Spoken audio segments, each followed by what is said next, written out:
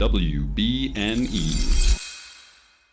Howdy, yokes. Before we get started today, I just want to let you know that this episode of Bacon and Eggs is brought to you by all of the new shows on the WBNE podcast network, a thing that I, Ethan Edgehill, the owner of WBNE, own. We've got 3 great new shows for you on the network, and those shows are in order. Unsobered Pod, a podcast where Julia Kendall, one of my dear friends, talks about badass women in history and drinks wine a little bit. Our second show is called Perspective Z, where 2 Generation Z, some Zoomers, talk about problems facing Generation Z in this day and age. Sometimes they have on guests who are older, sometimes they have on guests who are their age, and they talk about very cool things, and it's always insightful because I'm old. And our third podcast is Curly Critics, a show that is basically the same as Bacon and Eggs, but it's better in every way because they have nuanced opinions on things, and Tyler and I don't. Curly Critics is a show where 2 curly-haired women talk about pop culture in every respect. Plays, movies, musicals, TV shows, all the things that we don't cover and some of the things that we do cover. And they give actual critical reviews, and we don't. So they're very different. It's not the same thing at all. I lied. Anyway, that's the new things on the WBD Podcast Network. I'm Ethan Edgehill. Enjoy the rest of the show. Howdy, yokes, and welcome back to Bacon and Eggs. I'm Ethan Edgehill. And I'm Eni Fuenmayor. And today we're rescuing our favorite dog. Or maybe we're just visiting an island made of trash. So get yourself incinerated, compacted, and bulldozed. And find your spots. Because today we're bringing you... Isle of Dogs.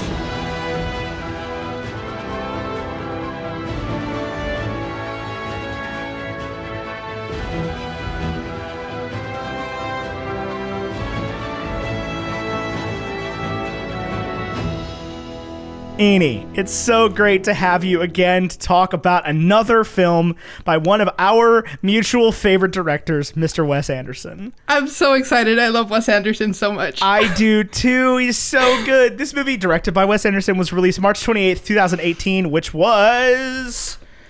Hey, Siri, how many days ago was March 28th, 2018? You didn't read it out loud. You B-word. It was 1,064 days ago. She always reads it out loud. Anyway, it was made on a questionable $1 million budget. Couldn't actually find that figure. Don't know how much they spent on this one. It was stop motion animated, so it makes me believe it was probably quite a bit. And it made $64.2 million worldwide in the box office.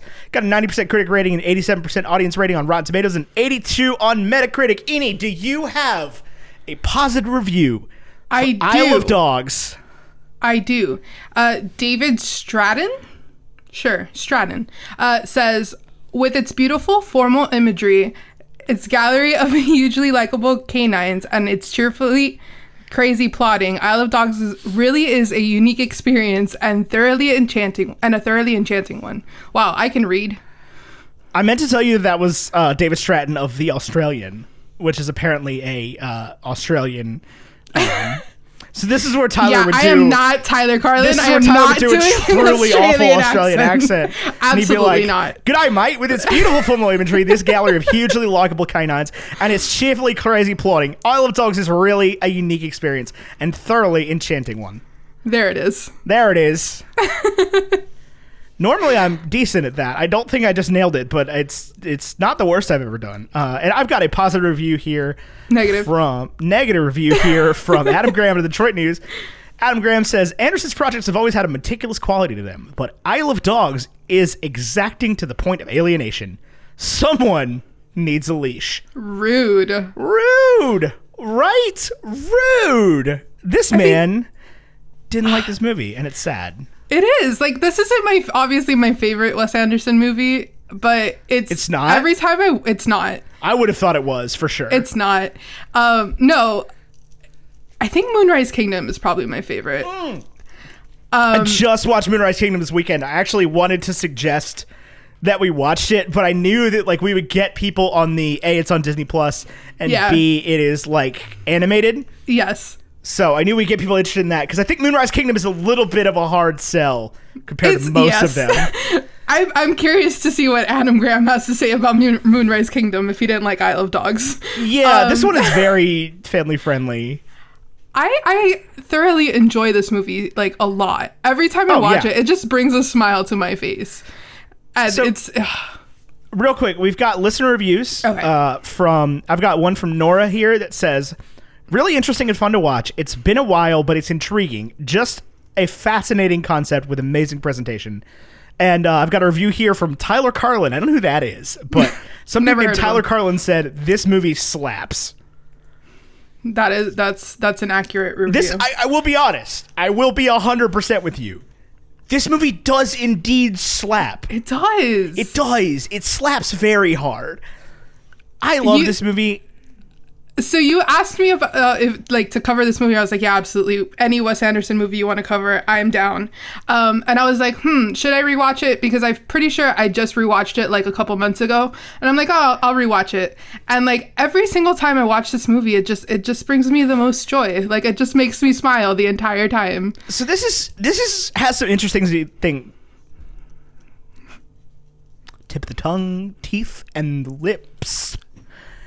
This movie has some interesting things going for it from my perspective. It pits my love of Wes Anderson against my not so much love of the American fetishization of Japanese culture. Okay. I really don't love the whole, like, there's a W word that I'm not going to use because I'm not 100% certain if it's offensive or not. I'm not a big Japan guy as it stands. I don't love manga or anime for the most part. Grew up in the era where Dragon Ball Z happened. I didn't watch it. I did. So like the sell on this one being like, oh, it's Wes Anderson's take on Japan, always felt like a little interesting to me and a little bit almost appropriative to me, especially from the guy who named his movie studio Indian Paintbrush, which has aged very poorly. Extremely poorly. Yeah, it's not a good look. This movie is always interesting to me because, like, it is Japanese. Obviously, it's Japanese. Everybody's named Japanese. They speak Japanese. Like, it is the whole thing. But it is never, like... This movie has never vibed Japan to me, if that makes sense. Yeah, I don't know, and I'm not Japanese. I can't obviously speak to their culture because I don't live in that culture. That is not my culture. But I don't know. I've always seen it more as like someone paying respect to Japanese culture, not necessarily, or like how they see Japanese culture, and not necessarily like a spot on like representation of Japanese absolutely culture. And I think it's just Wes Anderson being like, who is the most likely place in the world to do things like this? To like, be like, hey, we need a dog quarantine.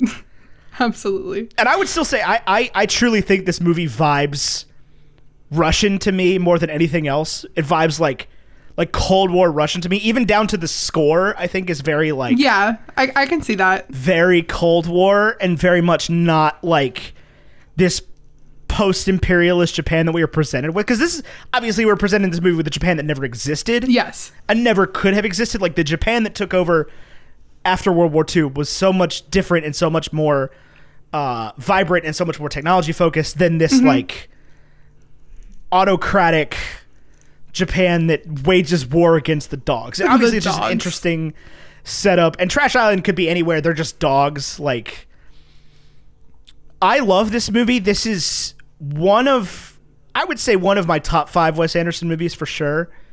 It's definitely in my top 5. Probably it's in my top 3, actually. I like this one more than Fantastic Mr. Fox in a way that I don't think is fair to Fantastic Mr. Fox. Yeah, no, it's Fantastic Mr. Fox is 2 for me. So actually, maybe it's not in my top 3. Maybe it's in my top 5. Yeah, like, I haven't seen Fantastic Mr. Fox in so long that it's just like, it's never one I revisit out of all of his movies. But TikTok has got me wanting to watch it so freaking bad. So I actually rewatched Fantastic Mr. Fox this past weekend because I'm getting together with Casey to do an episode on Hello from Elsewhere on the stop motion animation in Fantastic Mr. Fox. Yes. So I I had always, I always knew I loved Fantastic Mr. Fox. I forgot how much and why until I revisited it. I highly recommend you do it. It's very good. Yeah, I haven't seen it since probably 2011, 2012. Oh, wow. Yeah. Yeah. So Wes Anderson, I would list obviously as one of my favorite directors. Same. Just because, like, I think the style is so interesting. And I know that we halfway had it out in the Discord recently about whether or not you watch this movie and you watch Fantastic Mr. Fox, whether or not you truly get the Wes Anderson experience. Mm-hmm. And I think I came off harsher than I meant to, in that, like, it sounded like I didn't love these movies. It's just like, I don't know, this might be like my 25th favorite movie ever, but it's competing against a lot of heavy hitters in the 1 to sort of 10 range. That's fair. This movie, like, when it came out, I saw it twice in theaters. And then I think we saw it on a Rabbit for Bacon and Eggs. Yes. Back when Rabbit was a thing. So this came out at a very complicated point in my life where I was only seeing movies that were available through MoviePass.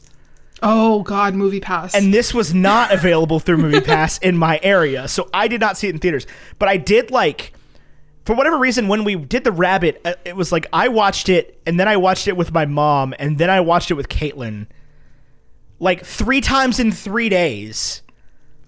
And I don't think I've seen it since then. So I saw it, like I said, twice in theaters, once with you guys, and then it was nominated for Best Animated, so I watched it, like, right before the Oscars. It lost, I mean, understandably so, because it lost to Into the Spider-Verse, but, like, still. Oh, just bad luck. I mean, truly bad luck. Any other year, this would have. Oh, absolutely. It would have been. It may not have won every time, but it would have been the dark horse fan favorite every time. It was still like, I still absolutely. Yeah, no, I completely understand that. I don't think it was the fan favorite though. Like, I think that, like, in the Spider-Verse, Wes Anderson's never the fan favorite, like, ever. I really wish they had gotten The French Dispatch out in time for this year's same Oscar season. He hasn't won an Oscar yet. No, I don't think he has. Won. Now, Alexandre Desplat has won an Oscar for a Wes Anderson movie. Yes. For Grand Budapest, of all things. It was just so good, though. I would say that's his weakest, at least in recent memory, I would say that's his weakest Wes Anderson score. Really? Yeah. I don't know. I love Grand Budapest. At least in the last, I love the score. There's been 4 movies in the last. Four movies in the last 10 years, 11 years. Fantastic Mr. Fox was 09. Sorry, 12 years, I guess. Okay. So Fantastic Mr. Fox, Moonrise Kingdom was 12. Budapest was 14. Moonrise Kingdom is. Yeah. Moonrise Kingdom is such a good score. It is. Fantastic Mr. Fox is such a good score. This is such a good score. Budapest is. It's good. It's heavy. It's not like it doesn't spark joy the way that Moonrise does. It doesn't spark joy. I know. Just the music. Now, I would say that is my favorite Wes Anderson movie.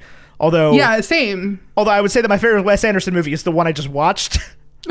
not Fantasy, not I Love Darkness necessarily, but whatever one I have seen most recently. I get what you're saying. Absolutely. Yeah, I don't know. It's just like any Wes Anderson movie. It's just I always leave, like, with a smile on my face. Like, it's so happy and it just. I'll say this is the most I think I've ever liked Isle of Dogs, simply because it is the first time I've watched it so close to another a live action Wes Anderson movie. Mm-hmm.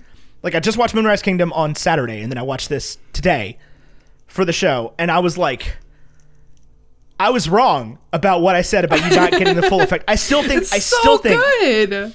I still think that the animation is just so good. It's so good because I texted you and I was like, the fact that the news and the stuff on the TV is drawn, is like 2D drawn and shown animated inside of the TV, which is also animated but is 3D. Like, that hurt my brain thinking about how they even make that, right? Like, that hurt my noggin thinking about, like, Yeah. What? It's genius, honestly. Like all of the little details of the animation in this, like all of the cotton ball clouds and like the little mushroom clouds that they had to make, and yeah, the TV animation is just 2D animation in a 3D stop motion animation. Right. Like it's bonkers. 3D stop motion animation that's like modeled stop motion animation too. Like it is like, because I remember I watched this YouTuber I watched named Potato Jet. Comes out with a video he's like a camera tech guy on YouTube.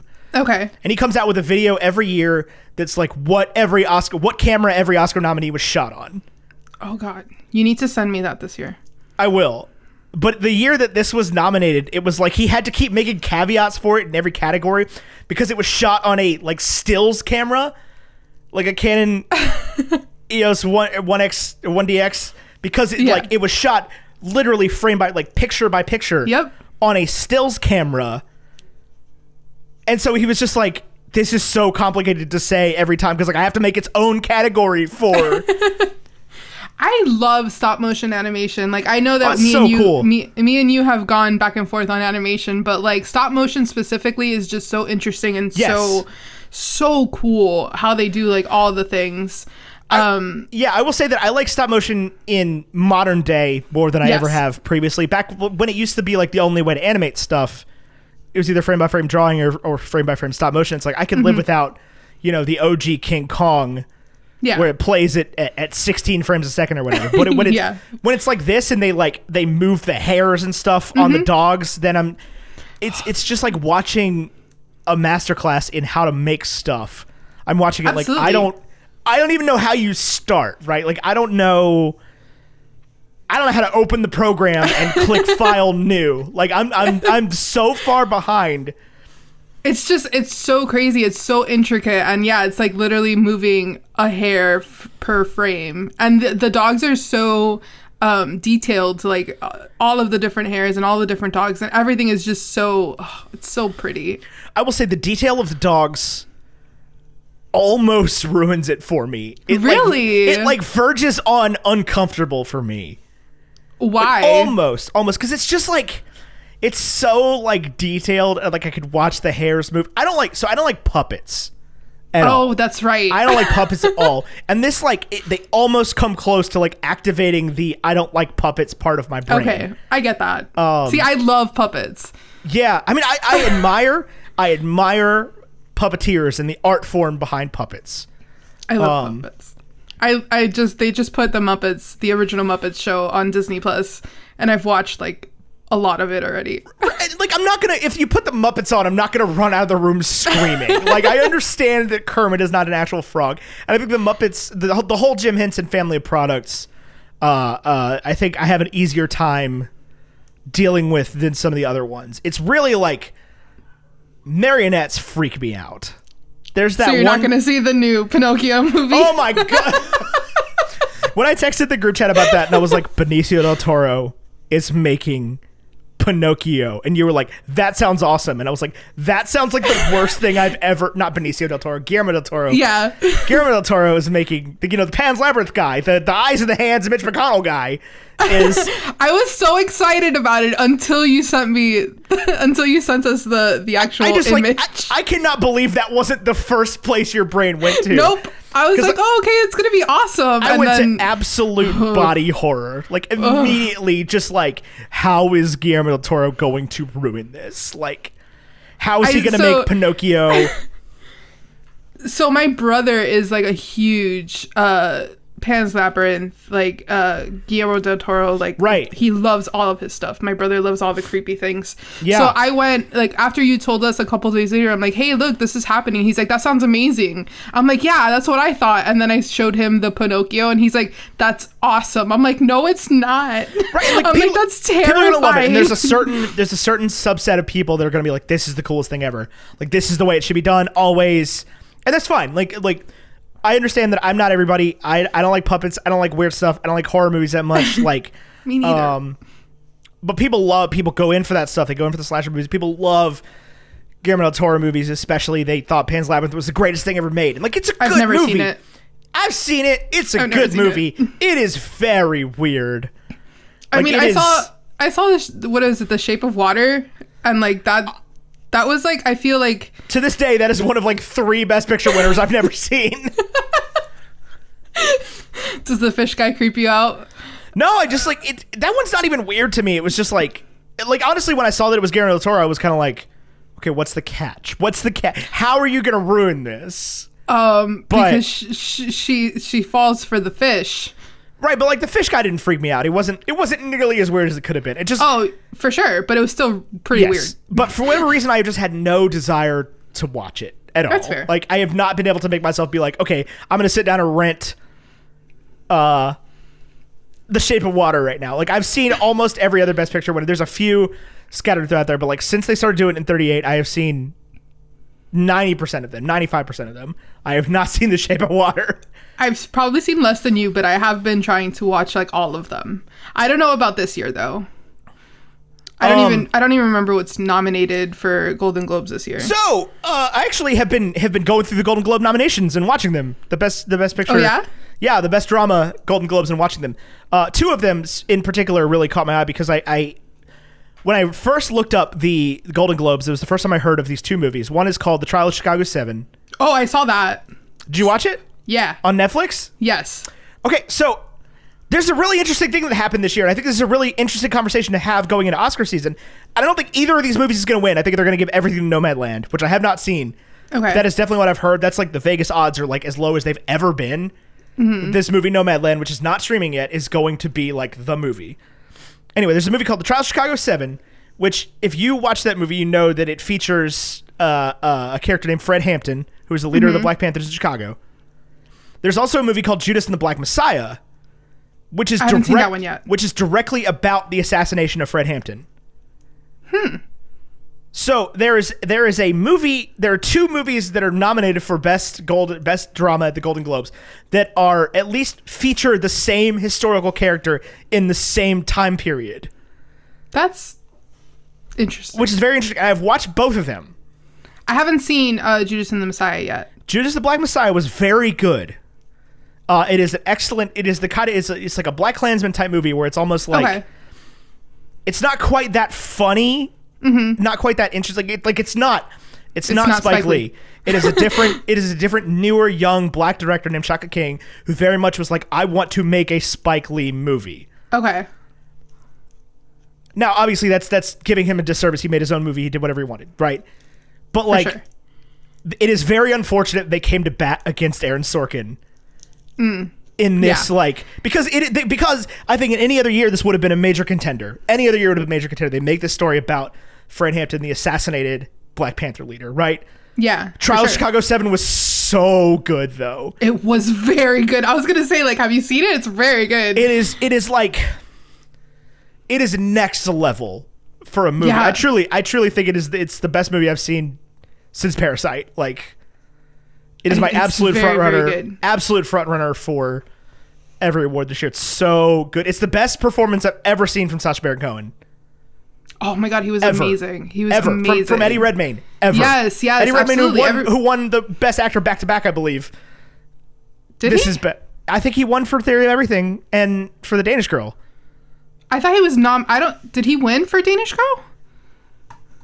Maybe. I don't remember. Either way, he was nominated back-to-back, for sure. I know he won for Theory of Everything. Or he won for The Danish Girl and didn't win for Theory. I don't remember. I don't remember either.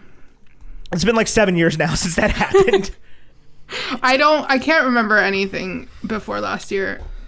Yeah, Trial of Chicago 7. It was very, very good. Streaming on Netflix right now. Judas and the Black Messiah streaming on HBO Max. Yeah, I gotta watch that one. Go watch both of them. They're fantastic. Judas and the Black Messiah is very heavy. Not to say that Trial of Chicago 7 is not, but Trial of Chicago 7 has more. It's funnier. Yeah, for sure. It has its moment. It's an Aaron Sorkin movie, right? It's Sacha Baron Cohen. It's an Aaron Sorkin movie. You can just fall into the dialogue. Have you seen One Night in Miami yet? No. Very good. Where is that?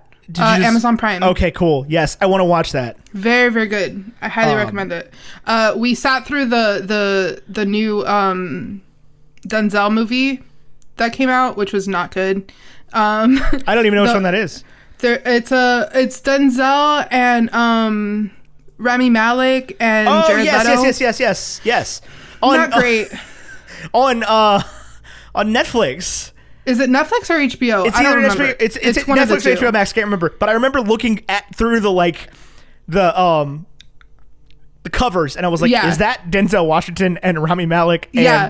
Jared Leto in a movie together?" And I watched the trailer, and I was like, "Oh, So know about this." the thing is that the three of them were amazing, but the movie was not great. Like, they gave amazing performances in an okay movie. Right. So we watched that because Linton loves Denzel Washington, so we watch all of the Denzel Washington movies. Right. And so we watched that, and I was like, well, when it ended, we were just like, this is not how we're ending this night. So we put One Night in Miami on, and oh my god, so good. So good. I mean, Leslie Odom Jr., amazing. Right. And I don't even know what his name is, the guy who played Malcolm X. So good. Like, the movie was so good. But yeah, I don't know how to feel about the Oscars this year whenever they're going to happen. Well, so I had forgotten about Mank completely. I don't even know what that is. So it is who the hell? I have not did been watching movies. All I do is read Who books did it? now. It's Gary Oldman. It's David Fincher. Ooh, Gary Oldman. Yeah, it's Gary Oldman's playing Herman Mankiewicz, who was an old, he was a screenwriter who wrote Citizen Kane. Mm-hmm. And it's like a black and white Netflix movie. Gary Oldman, Amanda Seyfried. Oh, I hate her. I don't actually hate her. She just creeps me out. But it came out in September, October. It was like a huge deal, and it's black and white. It's the whole thing is crazy, and it's a David Fincher movie, and Trent Reznor got nominated for Best Original Score twice at the Golden Globes for that and for Soul, because apparently Soul was a Trent Reznor from Nine Inch Nails score. Really? Yeah, he got. I don't know if it was like a part of a team that he got nominated. I gotta check now. Hang on. If I remember this correctly, I might be talking about my ass right now. I'm not gonna lie to you. Oh, with John Baptiste. Yeah. Yeah, you're right. Trent Reznor, Atticus Ross, and John Baptiste. So Trent Reznor and Atticus Ross also did Mank. I knew John Baptiste had done Soul. Yeah, and apparently Atticus Ross and Trent Reznor, from the Social Network, from Nine Inch Nails, also got, so they have a 2 in 5 chance of winning the Golden Globe for Best Original Score, which is wild. Yeah, but I just looked at who they're going up against. They're going against Ludwig Göransson, Alexander Desplat, and James Newton Howard. Which that's the only thing that Tenet is nominated for. Yeah, because they got Ludwig Göransson to do it. I was unaware that people did not like that movie. I haven't seen it. I haven't either. Haven't seen it. Didn't watch it. Neither did I, because it was out in movie theaters. I'm not going to lie to you. I saw the previews and I was like, okay, this is Christopher Nolan, who I love. It's John David Washington, who I love. And it's Ludwig Göransson, who I love. But I was like, I watched the previews and I was like, this isn't it, Chris. Man, you've done it before. This is not it. I don't know what this is, but this is not it. I was excited. I get excited whenever there's a Nolan movie. Same. Because I love Nolan. And I also love his brother because Westworld is amazing. Oh, Jonathan Nolan, yeah. Sleeper writer of the decade. So good. But yeah, I my father was like, hey, back in when did it come out? In August, September? Yeah, it was August, I believe, yeah. Yeah, my dad's like, hey, do you want to go see it? I'm like, no. No? Yeah. Not at all, actually, but thanks. Yeah, it's definitely streaming now, and I could watch it, and people have asked us to review it now that it's streaming. But I just have no desire. Yeah, no. I still haven't seen Dunkirk either, actually. Oh, Dunkirk! I'll be honest with you. Dunkirk was good. I heard it was good, but it's not my favorite, but it was good. I have heard nobody talk about it the way they talk about the other ones. No. I didn't realize that the trial of the Chicago 7 was a Mark Platt production. Mark Platt, like Ben Platt's dad? Yep. Interesting. Yep. It was written and directed by Aaron Sorkin, who's one of my favorite screenwriters of all time. And the cold open on the Trial of Chicago 7 is one of the best 5 minutes of movie you will ever see. Where they do the Aaron Sorkin thing and they finish each other's sentences in ways that you'd never expect. Just like literally, if you don't watch the rest of the movie, go watch the first few minutes before they get to the opening credits. It is so good. And they bring Sacha Baron Cohen in doing stand up as the like Greek chorus throughout the movie, which is incredible. I mean, it is one of the best scripts I've seen in years. Like, truly, it is one of the. I didn't I don't know if I didn't realize it was Aaron Sorkin until after the cold open, and I was like, this feels like The Newsroom. I knew it was Aaron Sorkin, but I turned to Kate after the cold open and I was like, you wouldn't have had to tell me that. Like, I would have guessed that. I'm like, I looked over and I'm like, this feels like The Newsroom, and I looked it up. I'm like, oh yeah, that's why. That makes perfect sense. Why'd you talk about The Newsroom? Because I love The Newsroom. I know, but it could have been one of the greatest shows ever made. And that third season was for like 2 seasons. And then they got the dude from The New Adventures of Old Christine to suck. Yeah. Or whoever it was. I will run into the opening of that series at least like once every other week. I think about watching fashion. There are some pilots that I could watch over and over again for the rest of time. And I think about the pilot of The Newsroom, especially the first 10 minutes of that. Yep. Where he does his speech. Mm-hmm. I think about that, and I think about Mad Men, and those are like... So I didn't watch Mad Men like as it was happening. I watched Mad Men like, what, 2 years ago? Yeah. A year and a half ago? After it was done, yeah. Yeah, that I was like, oh, I guess I'll watch this. Everyone keeps saying it's good. And then like I watched it in like 2 weeks. I picked it up. Oh my God, that's like 7 seasons. I know. No, I'm aware. I truly think that episode 1, Smoke Gets in Your Eyes, is the best television pilot ever made. It's so good. And I saw a John Hamm. I saw it was one of those TikTok trends where you like duet with the thing, and the pitch was, what is a scene that made you forget that the actor was acting? And somebody quoted with a scene from Mad Men where Peggy goes and asks him for why she didn't get credit on a deal on like a commercial, and Don just lays into her. Yes. Oh my God, yes. And I think I've seen that TikTok. I know that John Hamm gave like his everything to that part, and he had to go into rehab for like a year after that. Like, but Jesus Christ, what a show, what a character, what a performance. Anyway, let's talk about I Love Dogs. We haven't talked about it at all. We talked about Wes Anderson. We did. And then we talked about award-winning movies. We did the same thing last episode. I know. I just love Wes Anderson is the problem. Like every conversation I have about Wes Anderson is a conversation about the whole catalog. Because again, I don't think there's a single director that has such a specific style, right? Yeah, absolutely. Like I think you could make an argument for Tarantino. You could make an argument for Christopher Nolan, where like all of their movies feel like part of the same unit. Yeah. You know what I mean? Like, but Wes Anderson especially is like Moonrise Kingdom and The Grand Budapest Hotel. I have no problem believing that those movies take place in the same cinematic universe. You know? Yeah.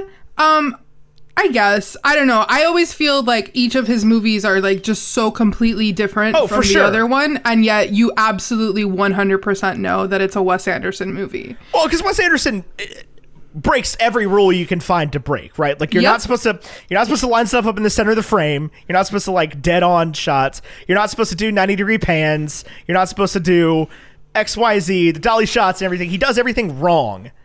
Air quote wrong. He uses lenses that diffract the frame, which they somehow still managed to achieve in this movie, in the animated movie. And if you watch some of the behind the scenes stuff of this movie, it's fascinating about how they like achieved the Wes Anderson look with models. Yeah. Because cameras are not designed to function in that way. Like, you are breaking physics, basically, like getting the camera to, because a lot of times the Wes Anderson thing is he'll use super wide angle lenses to the point where you're looking at the person in the dead center of the frame. And if you look at the edges of the frame, which is like super widescreen, the lines start to bend back. The lines on the top of the room start to bend back, and to like achieve that look in the with the macro lenses with the models, they had to like work really hard to like get it to do that, and sometimes the models would be like several feet away from the background. I especially think about the scene where the kid is in the hospital and like Spots comes to visit him in the hospital. The first time, yeah. The backstory or whatever. Yes, the backstory. Okay, yeah. And I think about that scene, and because that was one of the ones they referenced, and like they have the model of Spots like 15 feet away from the walls of the hospital, and they're like doing this crazy stuff with the cameras to get it to do that like bendy thing, just because like they're using macro lenses basically, which are designed to take pictures of things close up without any distortion whatsoever. Like that's their whole purpose. Wes Anderson makes, it's not a bug, it's a feature, right? It's the whole Bethesda thing with the games where like he makes the camera work in the way that you never want it to work. Yeah, people of course. People go out of their way to make the camera not to make work sure that doesn't way. happen. Yeah. Right.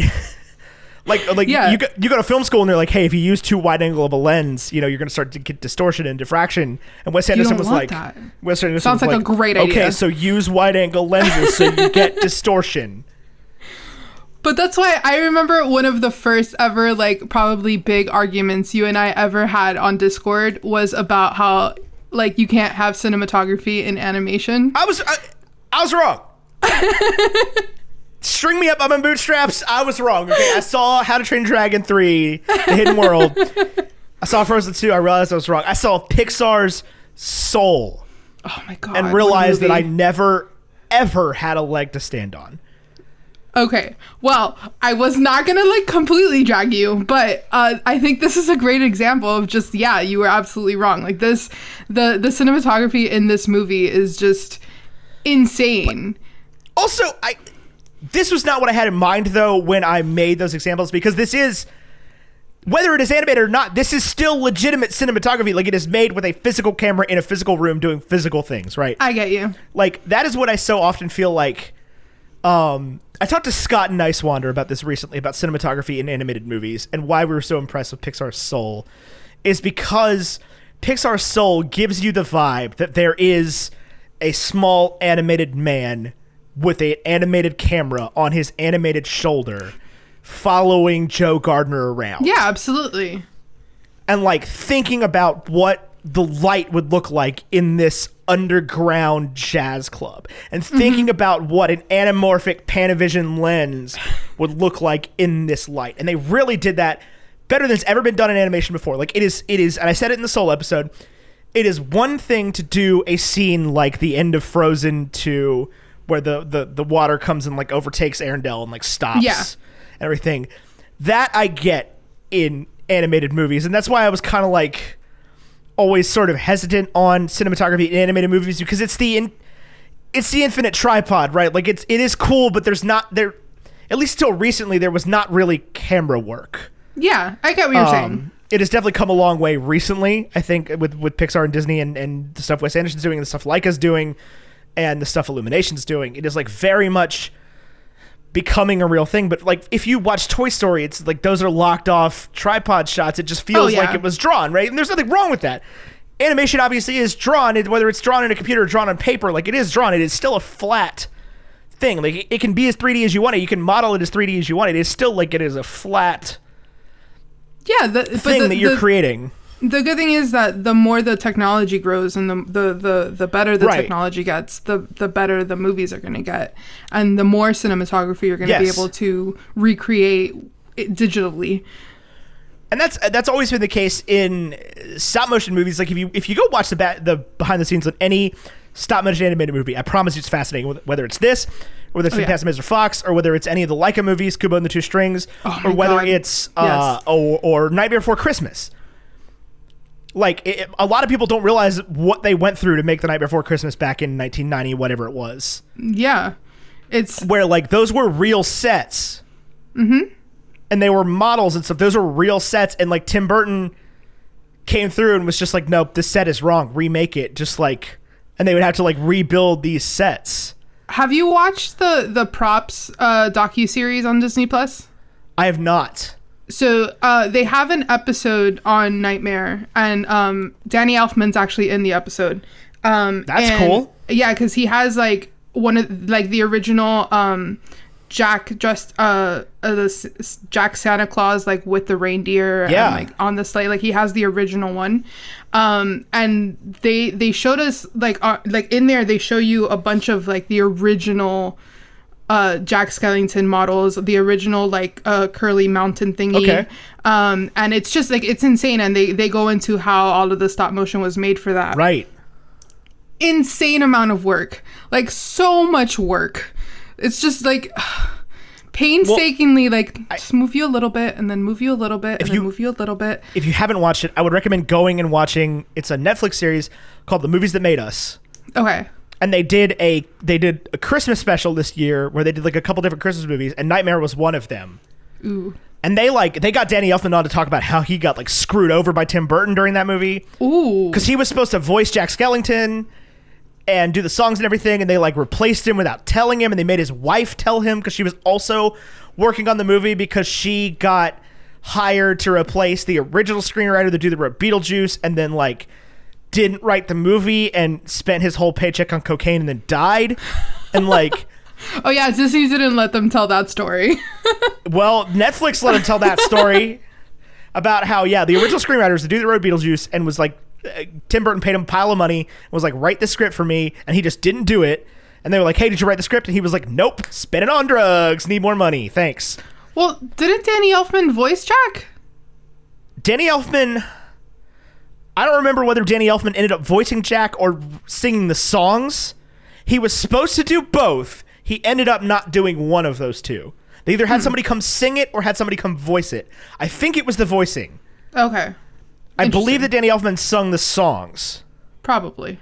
Because he was so attached to it, and like his wife was the screenwriter and everything, and they were just like working on this movie at home, just like, hell yeah, the night before Christmas, like, I'm gonna be Jack Skellington, this will be cool. And then like Tim Burton was like, yeah, but we're not gonna use you, and I'm gonna make your wife tell you. And like, rude. Ugh. Also, Tim Burton was apparently never there. Like his name How does was that like work? His name was like attached, and he directed and produced it, but it was just like his whole team was making the movie without him. He was in San Francisco making some different movie while they were filming, because they worked on it for like 4 years. Yeah, I was gonna say, like, I know that they had to work on it for forever. Yeah. I was unaware that he was just missing that whole time. Yeah, he was mostly missing that whole. I'm telling you, go watch the Netflix series, The Movies That Made Us. Oh, definitely have to. Watch the one about Elf. Watch the one about Nightmare Before Christmas. They're both great. Oh man, yeah, I gotta check that out. I haven't seen this. I haven't seen that at all. I believe it's on Netflix. Series. I believe those are it's like on my Netflix. favorite kinds. All of the behind the scenes stuff. That's fascinating for sure. I'm very much looking forward to the making of WandaVision. Oh yes. I've had been watching Gallery, the one for The Mandalorian, but they haven't released anything for season 2. Like they released one episode and then stopped releasing episodes. I think that's what they're doing from now on. Is they're doing one. Apparently, that's what I've seen from people that like know the Disney calendar. Is that they're doing one episode for each thing that comes out. So there's like the making of The Mandalorian, and there'll be the making of WandaVision, and then the next week will be Falcon and Winter Soldier will start.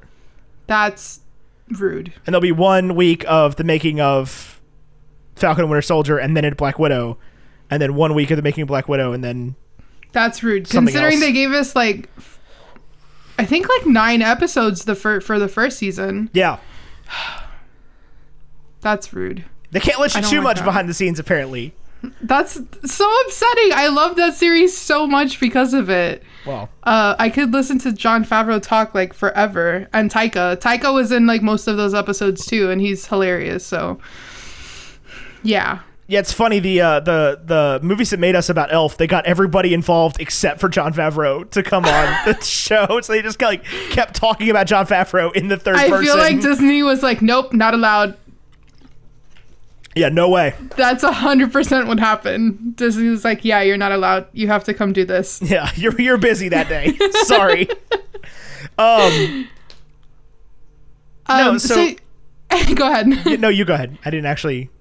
No, I was gonna go back to the movie. I feel Yes, like we haven't so was talked I. about the movie at all. So what is it about this movie that you love? Like, what makes it for you? What is your favorite part? What is your least favorite part? Who's your favorite dog? Do you like? I mean, the kid? Chief is my favorite dog. Chief's your favorite? Yeah. Yeah, the whole story, like, it's so cute. I don't know. I literally came home after watching it today and like hugged my dog for 5 minutes. Like, it makes me like super, warm in the heart.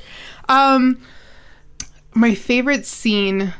I also really like what's his face? Like, did you hear the rumor? Duke, Jeff Goldblum. Jeff Goldblum. Yeah, Duke. That whole thing is just hilarious. I mean, because all 5 of them are so perfect together. and that they're like the stereotypical like male dog names. Right. It's Chief, Rex, King, Duke, and Boss. Scarlett Johansson as Nutmeg was great. They're just like these casts, man. These casts, I know. Like, I was watching Moonrise Kingdom, and Kate was like, because it's the first time she's seen it. She's like, does he just get everybody in the world for all of these movies? And I was like, yeah. Yes. It just Yeah, that's what he does. It is an increasingly bigger list of people, right?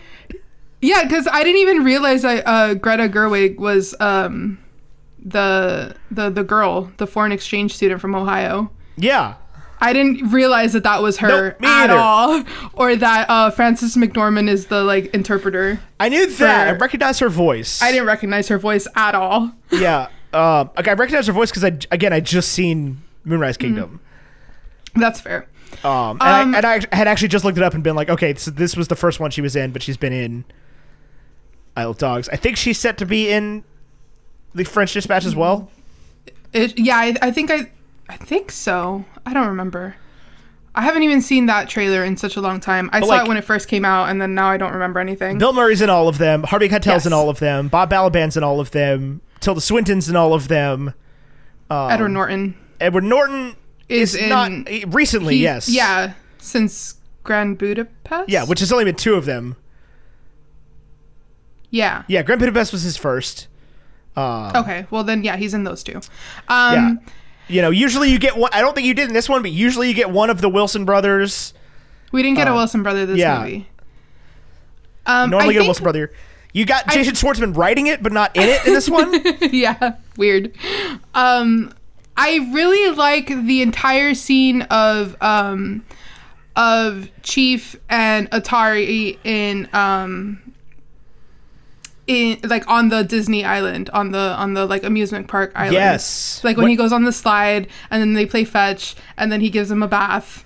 And like that whole scene is just like adorable. And the whole thing where Atari is just standing underneath the height sign. You must be this tall. And Chief is like, you can't ride the pagoda slide. Also, you're not tall enough anyway. And then Chief walks away and Atari's still standing there. He comes back, he's like, no, seriously, we gotta go. Like, and Atari's just not moving. And Chief is like, what are you doing? Bryan Cranston for that part was so perfect, so good. I bite. Because that's the thing about Wes Anderson movies is like, not only are you relying on the script, not only are you relying on the acting, you're also relying on everything else the actors have ever been in. Absolutely. Because you have to think about, like, this movie does not work without Bryan Cranston having been the lead in Breaking Bad, right? For sure. He has to have been Walter White to sell this part, and that's what's absolutely is so brilliant. Again, about Bruce Willis in Moonrise Kingdom. He's Bruce Willis. He's the action movie star, but he's John McClane. Yep. And in Moonrise Kingdom, he is this absolutely worthless cop who like just loves this kid and it's just like, yo, we got to get this kid back. Like, we're worried about the kid, guys. Come on. And then he adopts the kid and like makes him be a junior police officer. And like, it's Bruce Willis, the action star. Again, John McClane from the Die Hard movies. From Die Hard. And the Die Hard movies. It doesn't work like that unless you have that knowledge, right? That context, yeah. Right. It's the same reason Will Ferrell's so great in Stranger Than Fiction, right? It's because it is so unlike every other Will Ferrell movie that your brain is constantly like waiting for the thing, right? Waiting for him to turn into Frank the Tank. Yep. But he doesn't. And that's what's so great about... Oh, so good. But yeah, so Bryan Cranston as Chief is just amazing. The whole, like, his whole demeanor the whole time. Right. And then obviously like warming up at the end. The only complaint I have about this movie is that they make you think that Spots dies. Yes, they do make you think that Spots dies. He does not. And he is actually Chief. Yes. Scares me. And it's one of those things where, like, once they finally reveal that Chief is Spots, you're sitting there like, Yeah. I should have guessed that. Yeah. For sure. I should have figured that one out, Should believe it have or not. known. Yeah, it's just so good. It is so good. It is so pretty. It is so interesting.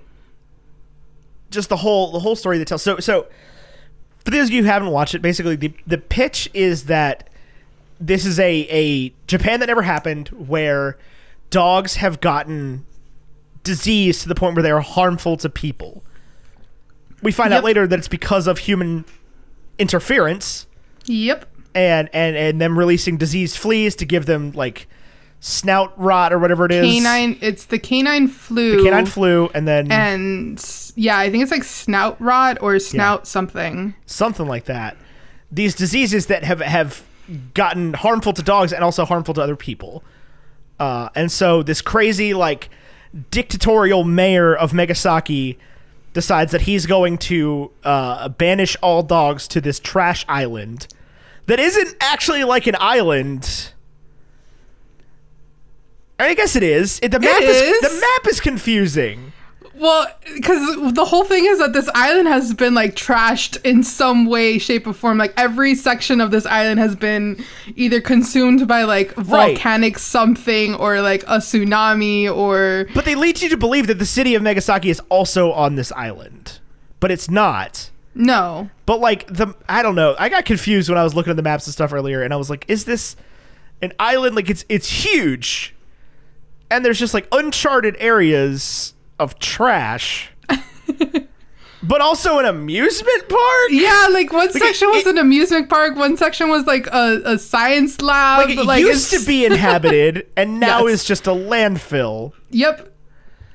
So yeah, they banished all of the dogs to this island, and then the nephew and ward of the mayor flies this tiny little plane to the island in order to rescue his dog Spots, and crashes, and they call him the little pilot. And he's got a chunk of propeller clutch in his head. He's so cute. He is.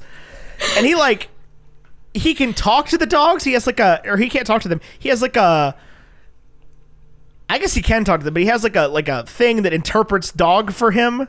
Yeah. Sort of. Vaguely. Does it though? Like, I don't know if it interprets dog for him or if the dog then hears what he says because he's so soft spoken. Yeah, I don't know. I'm not sure how that whole thing works. Right, and you get that whole thing where he's like, he picks up a stick and he's looking at Chief and he's like, fetch it. And Chief is like, I'm not gonna fetch it. There's no way. There's no chance. I'm not fetching the stick. Not between you and me, God, we're not doing it. And he's like, fetch it. And he's like, look, I'm not doing this because you told me to. I'm doing this because I pity you and because I feel bad for you. Because I feel bad for you. And it's like, you get the inner workings of like how the dogs' minds work, and they all have like one distinct character trait, all 5 of them, and like Chief is the leader, but Edward Norton Dog, whatever his name is like also the planner. I think he's Rex. He's Rex. You're not the leader. Which he clearly is, because he's the only one that can make a plan. And he's just sitting there like, my plan was to rendezvous at, like, how hard is this? This is an obvious no-brainer, right? Like, we rendezvous. Yeah, and Bryan Cranston's like, let's take a vote.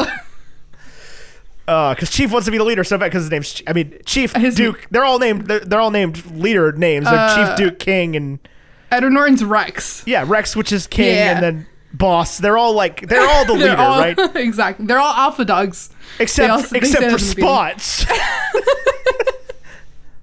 Spots. Except for Spots. And one of them was like a dog, the doggy chop mascot. Like he was the food mascot. Yeah. Boss was the baseball team mascot. Baseball team mascot. Bill Murray, yeah. Yeah. They're just obviously because you gotta put great. Bill Murray dog in the baseball jersey. He's a Mr. Chicago Cubs guy. Exactly. Which I love that the dog is the mascot for the undefeated Japanese high school baseball team. It's just so cute. You can't, and it's you can't linger on any one line for long enough or you will completely just be like, huh? And they're all like, the whole movie is so serious and all the dogs are so serious, but then they're all sick. So they have this little like sneeze cough thing. Yes. So that diffuses like every situation. Yes.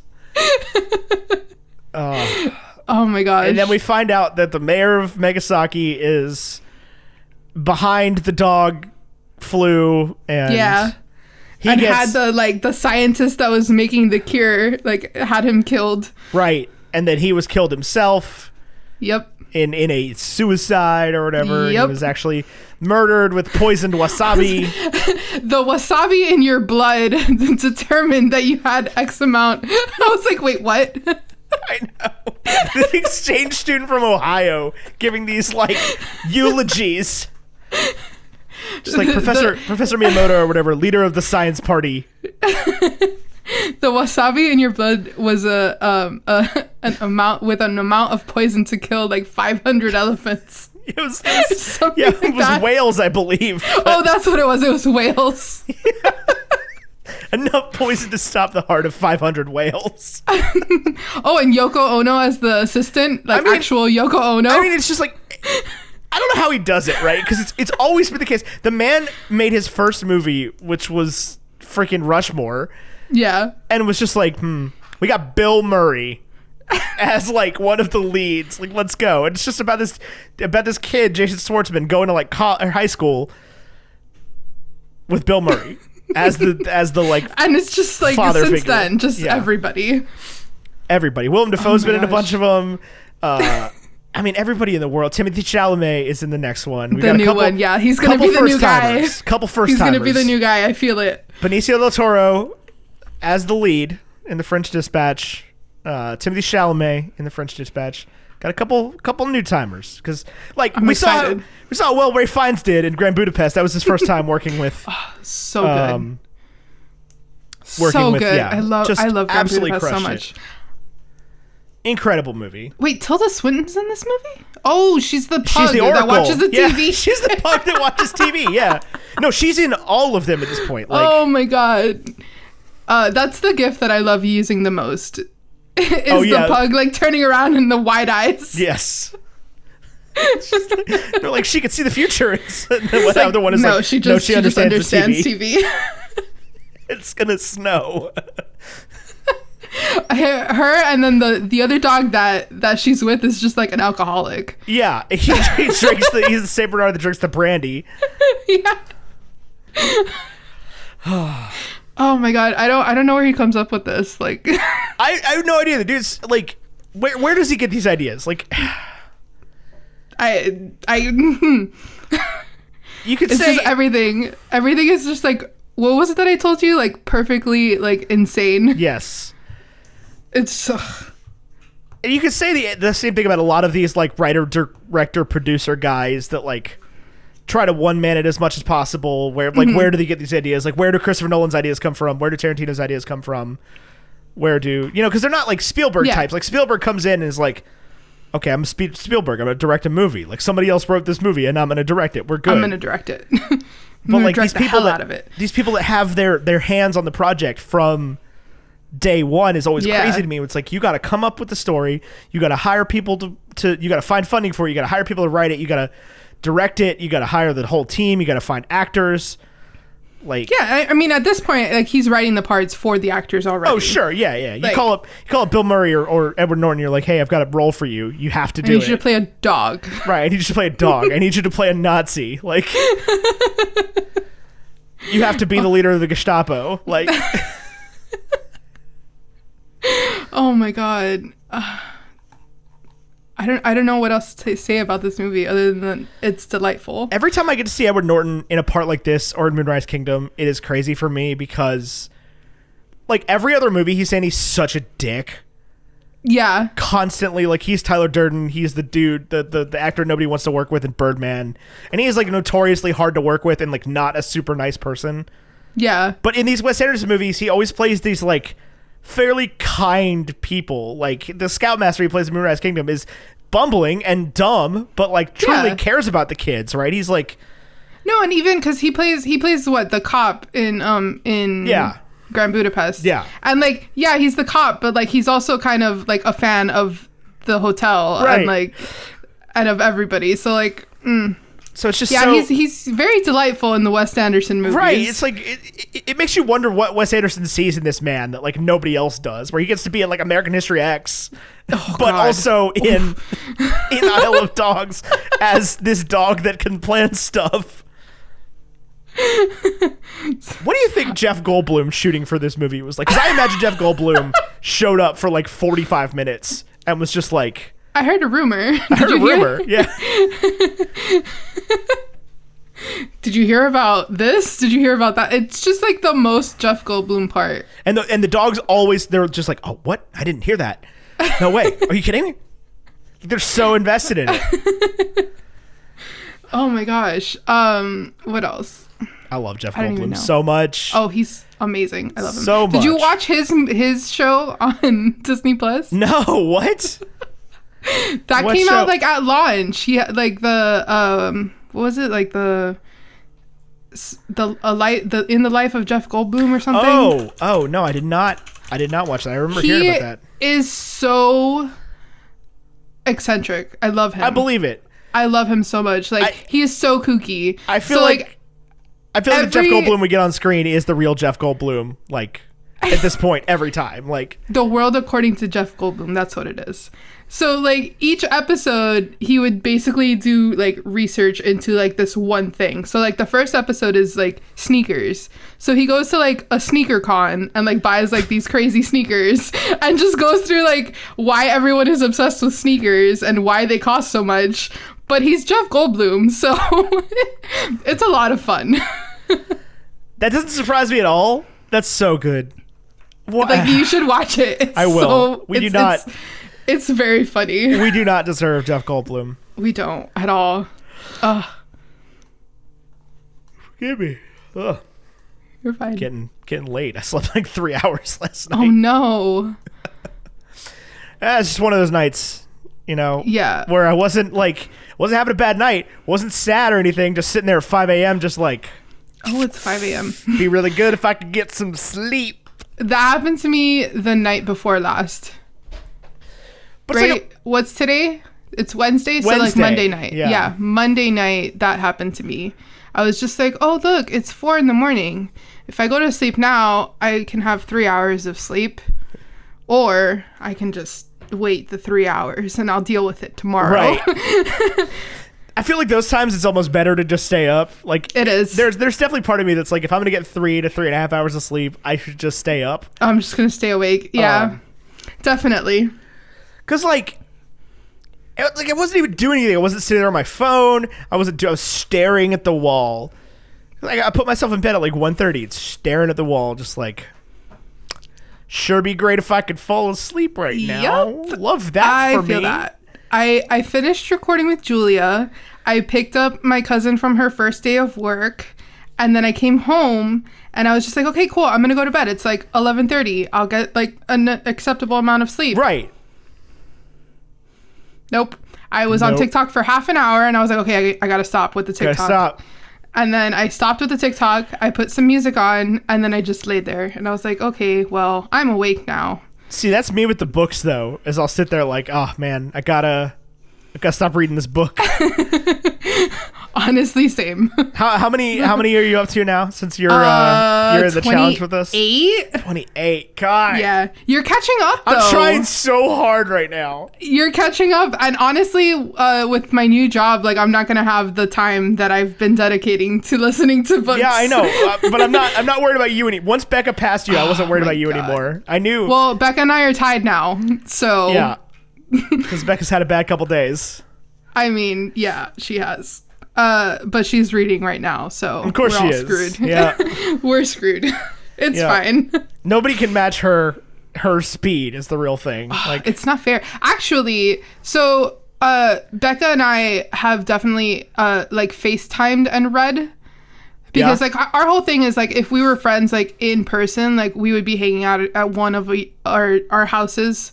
So like this would be things that we would do in real life. So we just FaceTime and do it. So we've definitely FaceTime and read like the same book. Right. And we read pretty much the same speed.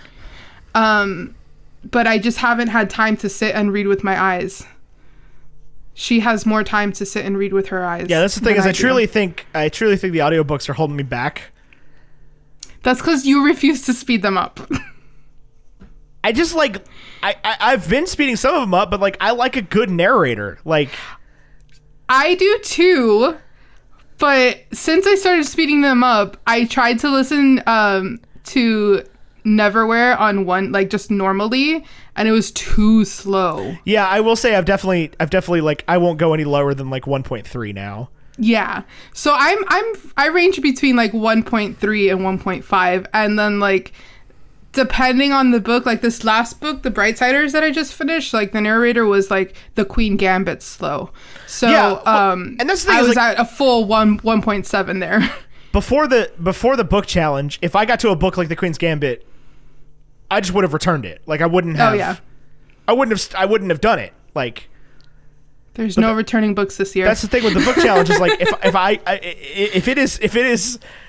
at 1.7 times speed it's going to cost me less than 6 hours, I will read anything. Same. But like yeah, previously I would have just like gone for a different Neil Gaiman book or somebody that like reads at a normal speed. Like yeah, no problem. Fair. I would speed some of them up to like 1.2 or whatever if it got really dire. But like yeah. I just wouldn't read books with bad narration like at all. Yeah, like so the Game of Thrones books, whatever the book was before, I think it was the Queen's Gambit that I had finished before. I was at like 1.7, so when it started, I was like, oh god, no. Absolutely not. This is too fast. Yeah, see, I truly think you're crazy for speeding that one up at all. I love the guy that narrates those so much. I think they're great. I think he's great, absolutely. I still like I don't know, I don't know what happened. I used to be able to listen to it at normal speeds, and now I'm just like, once you start, you can go back. But yeah, Becca burns through the eyeball books in ways that I like. I don't know. I don't have the attention to do that. I don't know if she takes it in the way some other people do. She doesn't. She's admitted it though. Like I went to go talk to her about The Brightsiders because I just finished it, and she's like, "Oh, I forgot that happened." I'm like, "You just read it a month ago." Right. That's what I'm saying. Is like there's part of me that gets myself down on like how far she's been ahead of me, and I'm like, we just don't work the same. Like yeah, but I mean that's fine. Like whatever. And it's the same thing I told Tyler. I'm like, just enjoy the books you're reading. That's all that matters. I've legitimately enjoyed like 90% of the books that I've read so far. Boy, howdy, the one I just finished was a bummer. Which one did you just finish? I read Nerve. Oh, I have that one in my Audible. I saw the movie. I haven't read the book. So I really liked the movie. So here's how it went. I really liked the movie, or I mean, I thought it was fine. Like it was a movie. I'm probably never gonna watch it again, but it was fine. I enjoyed the time I spent with the movie. Right. I was like, yeah, I think it was on Movie Pass.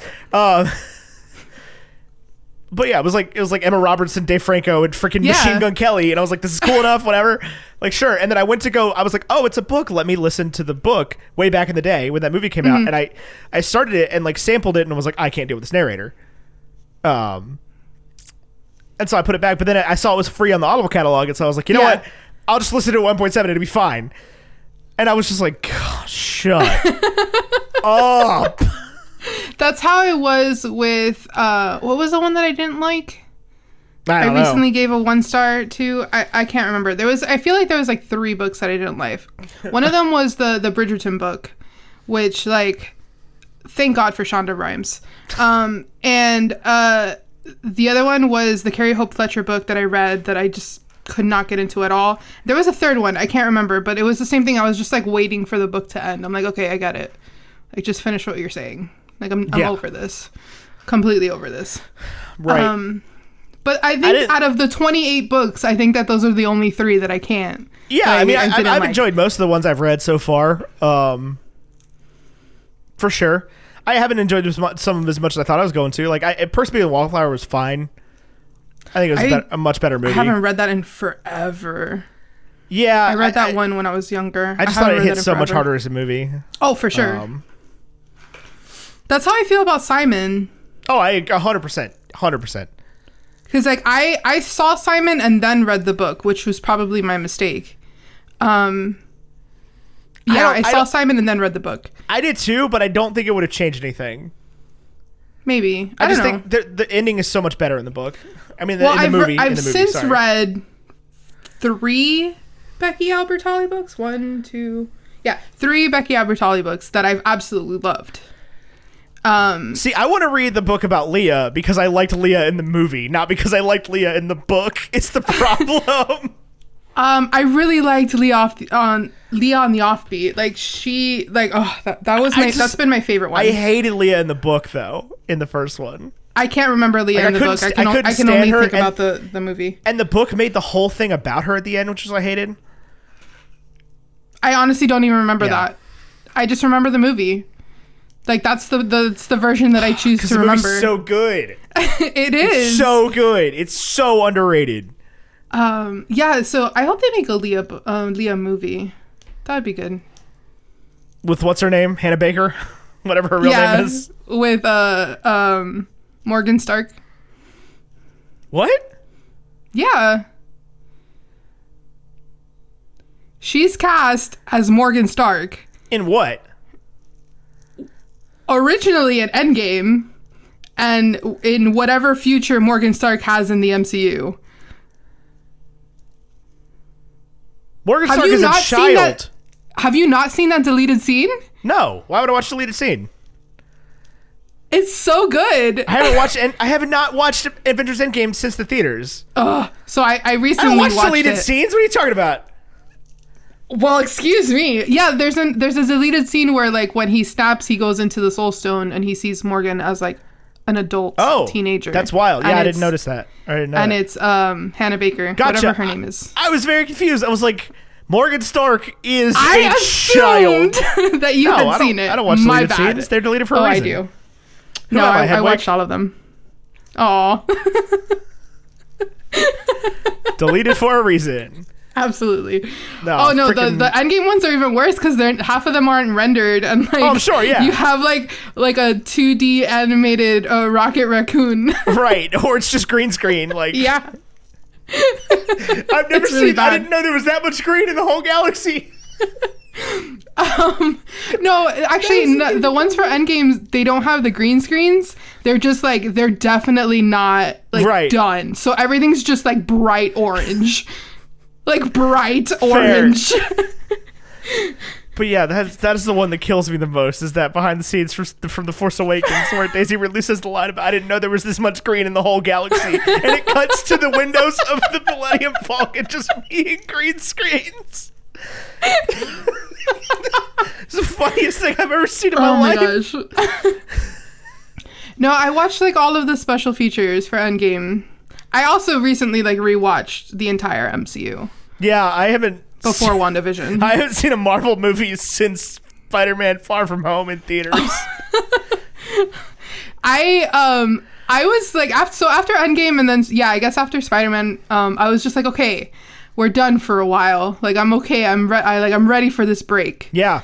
And then WandaVision came and I was just like, I'm ready for all of the MCU things. And I guess not MCU anymore. I guess just MU. I don't know, because it's not cinematic anymore. I mean, I would say that I would. Here's the thing. Okay. I'm sorry, you didn't want to talk about WandaVision. It's just that the thing with both WandaVision and with The Mandalorian is like those belong to the movies in ways that people who are fans of the other TV shows get mad at me for. Like, WandaVision is to the MCU what Agents of S.H.I.E.L.D. never was or could be. Like, okay, that's fair. You know what I'm saying? Like even the Netflix shows, like WandaVision is so much more connected and it feels like part of it, and like The Mandalorian feels like part of the live action Star Wars canon in ways that honestly in ways more than the prequels do sometimes to me. Like, okay, I get. Well, I feel like if we're talking strictly TV shows, like I feel like it's kind of like the freedom of having your own platform to do it, right? Because Agents of Shield and what was the other one that I still haven't seen? The Agent Peggy Carter? Carter one. Yeah, Agent Carter. Like had to fit within a certain amount of time. It had to be made for, you know, for cable TV and etc. And the same thing with like Clone Wars and Rebels. Like it had to be a kids show, like for Disney and like whatever. So I think with Disney Plus and just with Disney Plus, they have the freedom to do whatever the hell they want. And that's the whole thing is like Agents of Shield was a TV show. And that's what it was. It was a cable TV show, and the Netflix shows were Netflix shows, and they were very much reminiscent of the stock of Netflix shows at the time. Like they were dark and gritty, and they were interesting. I still haven't seen most of them. And deep. I haven't either. But like, this is based on the first season of Daredevil. Basically, is good. That's the only one I've watched. Yeah, that's the only one I've seen too. I got like 2 episodes into Jessica Jones, and was like, I love Kristen Ritter, but no. We're the same person. But yeah, like those never felt like part of it. And then I started watching WandaVision, and maybe it's just the inclusion of it's the fact that a main character Marvel hero is in the TV show, but like what's gonna come out of my mouth right now is gonna sound really stupid, but WandaVision isn't a TV show the way that Agents of S.H.I.E.L.D. is a TV show, even though WandaVision is parodying directly TV show. Like, it is a TV show about a TV show. But it's a whole different, and I don't want to give Disney this kind of credit because I hate giving Disney this kind of credit, but it's between this and The Mandalorian, and it is a whole different breed of streaming television. Oh, absolutely. That like Netflix tried to get to, and like I think Stranger Things got pretty close. I think a couple of the other ones have gotten pretty close to this like upper echelon of entertainment that transcended television shows. But at the end of the day, people still treated Stranger Things like a television show, and I think The Mandalorian started it, but WandaVision really took people to the point where they were like, okay, this is something different. Like, we got to treat this differently. Like, this isn't working the same way. This is altering the cinematic canon in ways that is untenable. Like, that you cannot come back from easily. Absolutely. And The Mandalorian did it without having to put a main character from, you know, the Skywalker saga in it. Well, at first... I mean, sure. Season 2 gave you quite a bit of that between Boba Fett and the other people. Yeah, but I mean, still, without the first season of The Mandalorian, you don't get the second season. So, well, I think, actually, in the episode of Popcorn Culture, the Super Carl Brothers podcast that comes out tomorrow, that I have had advanced screening of because I edit it, Ben and Jay really put a fine point on this one of like, WandaVision, I think what Ben said was WandaVision was fourth in line for the throne to be the next thing that happened after Far From Home, right? Like you had to have so many things happen for Black Widow to be delayed, and for Eternals to be delayed, and for Falcon and Winter Soldier to be delayed. That for all of those things to happen, for WandaVision to be the first thing you see after Far From Home, like, cured the superhero burnout in a way that would have never, because WandaVision is unlike anything else that's ever happened in the MCU. Falcon and Winter Soldier, I think, are just gonna be like Falcon and Winter Soldier. Hey, we're gonna beat some bad guys. And I hope I'm wrong. It's gonna be a buddy cop. Like, that's what it's gonna be. The fact that it's been made and it was like supposed to come out first does not leave me with a lot of hope for where it's gonna go. Are you actually gonna watch it? Before 5 weeks ago, I would not have. I would have rebelled like hell to not watch it. But the fact that the WandaVision has been so good, I'm going to give it a shot. Yeah. And I hope I'm wrong. I'm wrong. More excited for Loki than I am for Falcon Winter Soldier. Yes. I am more excited for Loki than I am for Falcon Winter Soldier or for Hawkeye or for whatever the other one is. What If or whatever it's called. Oh, yeah. Oh, no. What If is animated, isn't it? Is it? I don't know what it is. I just saw it on the calendar. So, What If is exactly that. Like, I think it's like, what if, one of the instances is like if Peggy Carter would have been given the super soldier serum? What if like literally each scenario is just like something like completely out of left field? I had never heard of it until I saw it on the calendar. I saw the preview for it when Disney was like, here are all of the things. So it's the thing that comes out after Black Widow, between Black Widow and Shang-Chi, I believe. Okay. I'm excited for MCU again. Yeah, and I didn't think I would be. I didn't think I would be. I remember leaving Endgame and being like, okay, that's it. They're done. They can't do anything better than this. And then seeing Spider-Man, and I was like, okay, well, now they're done and they can't do anything better than this. And so that was the thing for me is I saw Endgame and I was like, okay, they're done. They can't do anything better than this. And I saw Spider-Man Far From Home and I was like, yeah, okay, so they didn't do anything better. That was not as good. Like that was no, it wasn't. But like markedly worse. I thought it was a nice like for Peter story, like not like overall MCU like amazing. I thought it was a nice little like neighborhood, like small.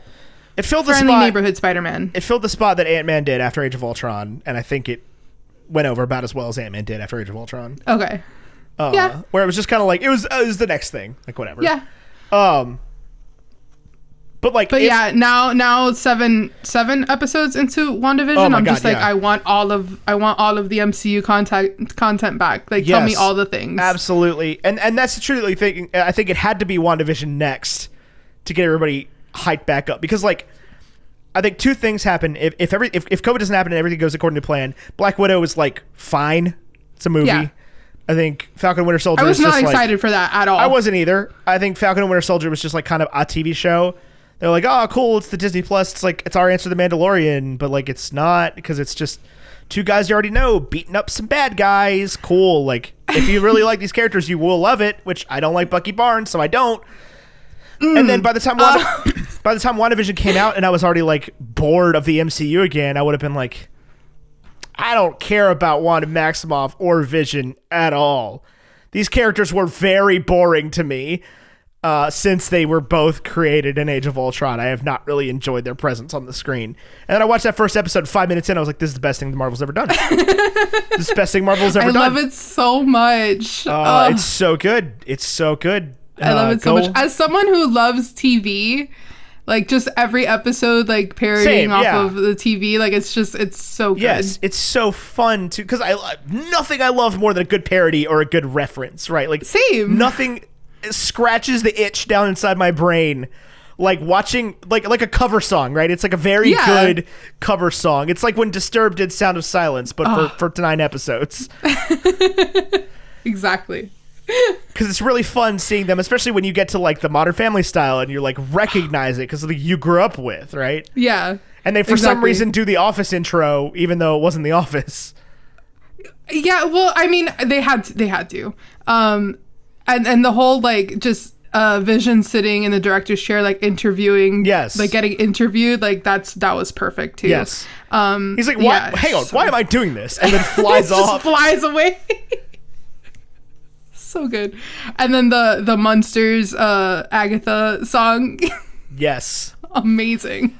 Which it took somebody 48 full hours to make the TikTok sound of that mashed up with Uma Thurman by Fall Out Boy, but that was the immediate thing that like played in my brain. I haven't heard that at all. Yeah, where it's like the backing music from Uma Thurman, which samples the Munsters theme song, and then like it's just the words from that song laid over top of it and just thing at the end. That song has legitimately been stuck in my head all week. But all week. In my mind, what I heard was that exact TikTok sound. I wasn't capable of like making it happen.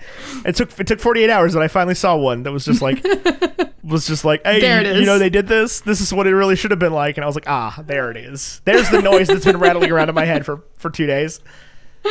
Oh my gosh. Yeah, I'm excited for MCU again. Well, it comes out in the next episode comes out in like 12 hours as the crow flies from when you're listening to this. Unless you're listening to this anytime other than like, I don't know, 3 p.m. on Thursday. Anyway, what were we supposed to be talking about? Isle of Dogs by Wes Anderson.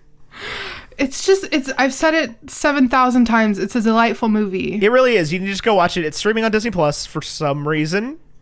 Fox Searchlight.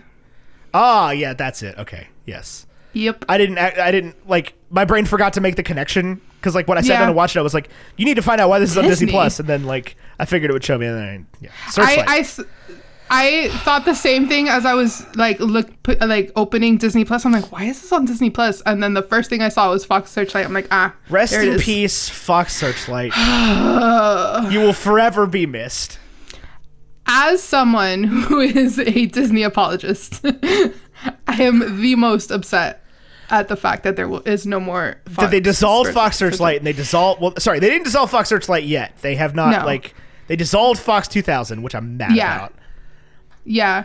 Because I love mid-budget movies so much. I do too. I just love movies. Good movies, bad movies. Like, I just love movies. Like, all of the movies. I can't wait to go back to the movie theater. Like, I cannot wait. You know what we never did? What? We never gave this movie scores. You and I need to score this movie, and I gotta figure out how to work. I gotta figure out how to work the rating machine. Who? Okay, I don't know how to work the rating machine. Oh no. What do I want to rate this movie? I don't even know where the formula lives, because Tyler's the one that does this. Oh God. Oh, it's in the script. Yeah. No, it's not. Frickety frack. Hey, 0 out of 100, Eni. What's I Love Dogs get you? Definitely. I want to say like 91. Like 91. That's where it lives. That's where it lives in my brain. I was gonna go heart. 87.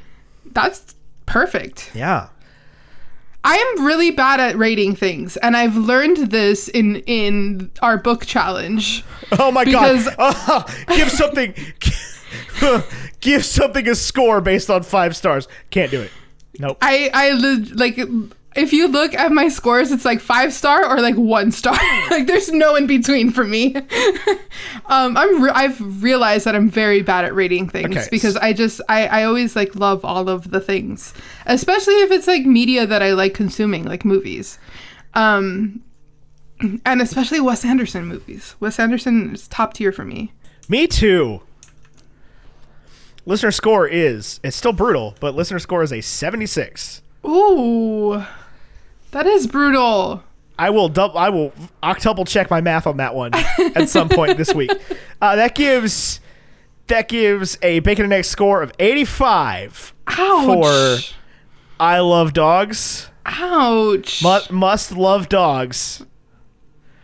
Which does put this. That's a different movie with John Cusack. So this puts it in a 3-way tie for 7th, 8th, and 9th. Oh God. With Hercules and War Games. With Hercules and War Games. Hercules and War Games. Yeah. Okay. Sure. Yeah, but it does come in the third of that 3-way tie at 85 with the tiebreaker score of hang on. Tiebreaker score of 85.45. So worse than Hercules and War Games. Worse than Hercules and War Games by percentage points. Brutal. That was Hercules was rated by Jordan Balke and Scott Nicewander. Yeah, I remember. So I didn't have anything to do with that. I like War Games. I don't think it's as good as a Wes Anderson movie. Me neither. But I also probably like this better than the Lord of the Rings movies. So whatever. Ooh. Oh, I definitely like this more than the Lord Those of the are Rings up movies. so high because of Tyler Mary Clay. Currently, our list is It's a Wonderful Life at number 1, Ma Rainey's Black Bottom at number 2, and then the 3 Lord of the Rings movies in order. Or in reverse order. What was number 2? Ma Rainey's Black Bottom. Oh, I haven't seen it yet. You should go watch it. Fantastic movie that's getting absolutely snubbed by the award season. Oh, that sucks. Fantastic movie. R.I.P. Chadwick Boseman. So sad. So sad. That's with Viola Davis too, right? Yes. Yes, she was fantastic. Love her. Praying for Tiger Woods out there. Oh my God, yes. We almost lost him yesterday. Insane. Very, very Kobe Bryant like sort of thing, where the great Eldrick Tiger Woods almost passed from this earth in a horrible car crash. truly one of Yeah, my all-time favorite athletes. Like, I have been watching that dude play golf since I was a child. Same. And he will likely never play professional golf again. Yeah, I don't. I hope he can walk again. Is where I'm at. I have heard very not good things about the status of him even keeping one of his legs at this point. Oh like, my gosh, it is not, that's terrible. Because the first report I saw was critical, not expected to survive, which I think we've passed that. We're good now, stable, critical but stable. But not good. That's very much not so good. Tragic. So tragic. I actually went to a tournament that he played at down here in Miami. I know. I never got to see him play. I got to see him play with my dad before I cared, but I did get to see him. Yeah, the time when I was like going to golf tournaments was the time when he was not really playing very much. Oh, yeah, no, I was too young to like care at all about golf. Yeah. And my dad was like, "We're going to this," and I'm like, "Are you serious?" He's like, "Yeah, we're going to this," and so thankful that I got to see him. But yeah, absolutely. Praying for him and his family, because holy crap, that was crazy. I mean, and not the result of any kind of substance issue. I know there's been issues in the past with that, but that's what everybody's pointing fingers at right now. But this is not the case. Anyway,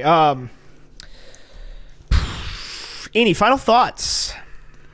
I love Wes Anderson. Me too. So much. Thank you for coming to talk about this wonderful movie with me. Always. Where can we find you on the internet? So you can go listen to my podcast, Sincerely Us, that I host with Becca. We talk about musical theater things, with new episodes every Wednesday, wherever you get your podcasts, and also on Spotify. You can follow me on Twitter and Instagram at _EenyMeeny. That's INYMEENY. Yeah, that's it. Fair enough. Well, I'm on the internet at now on Twitter, W0WN0W, and at Edgel Photos on Instagram. You can find the show at Bacon and Eggs Pod, wherever that URL leads you anywhere. Bacon and Eggs is available wherever you get your podcasts, and now on Spotify. Our graphics are by Vaishon Brandon, Graphite.vmb on Instagram, and our music is by Andrew Scott Bell, AndrewScottBellMusic.com. Bacon and Eggs is a proud production of the WB&E Network. For more great podcasts and more great information, go to WBNE.org. And here's a promo right now for... This is brought to you by the Unsobered Podcast. Listen to a promo right here. Shwow. Hi, I'm Julia, the host of Unsobered, Badass Women of History and Literature. The podcast where I talk about the women that the history books, history classes, and the general public often overlook, or who just get a brief mention, but we never really know the whole story of their impact on the world we live in. On Unsobered, I share the stories and histories of these badass, amazing, and strong women. And while I tell you the history we don't get from traditional history classes, I get more and more drunk over the course of the episode. So join me to learn more about your favorite women, or to find a new favorite woman that you didn't even know contributed to one of your favorite things, with new episodes every other Friday. Anyway, this has been another episode of Bacon and Eggs. I'm Ethan Edgehill. That's Eni Fuenmayor. And until next time, arrivederci. You can just say whatever. It doesn't have to be an A phrase. It has to. Oh, Atari Kobayashi. There you go. Done. There you go. Bye, video. That's Nice to see you. This has been a WBNE production. For more great shows, visit WBNE.org.